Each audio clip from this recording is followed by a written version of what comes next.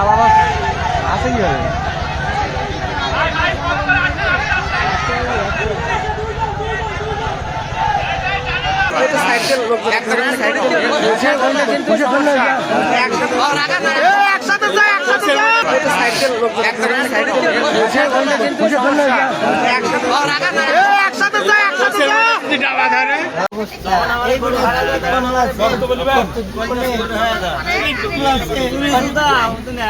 আমার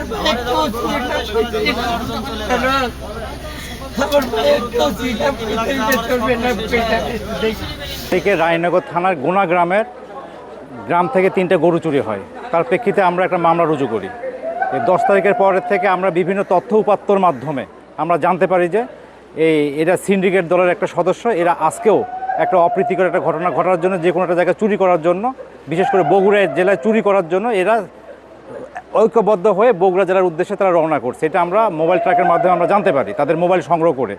তারপরে তার উপরে ভিত্তি করে আমরা 3টা থেকে 6টা পর্যন্ত ওই আমাদের আপনাদের চোরগ্রামে ওখানে আমরা অবস্থান করি। অবস্থান করার পর ওরা যখন গাড়ি নিয়ে আসে, ডাকাতি কিংবা চুরি সংগঠিত খবর গাড়িটা নিয়ে যখন আসে, তখন আমরা তাদের পিছে ধাওয়া করি। ধাওয়া করার পরে তারাও আমাদের সাথে মারমুখী আচরণ করে।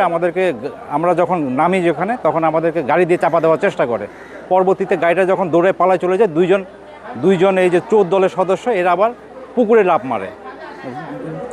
কচুরিপনার এখানে পুকুরে লাফ মারে। আমরা আবার গাড়ির পিছনে চেষ্টা করি, গাড়িটা খুব দ্রুত গতিতে চলে যায়। পরবর্তীতে আমরা এখানে আসে জনগণের মাধ্যমে জানতে পারি যে এখানে 2জন চোর গাড়ি থেকে লাফ মারে কচুরিপনার ভিতরে আসছে। আমরা পরবর্তীতে স্থানীয় চেয়ারম্যান তলব করি, আমাদের সিংড়া থানা প্রশাসনকে তলব করি, তারপরে ফায়ার সার্ভিসকে তলব করি।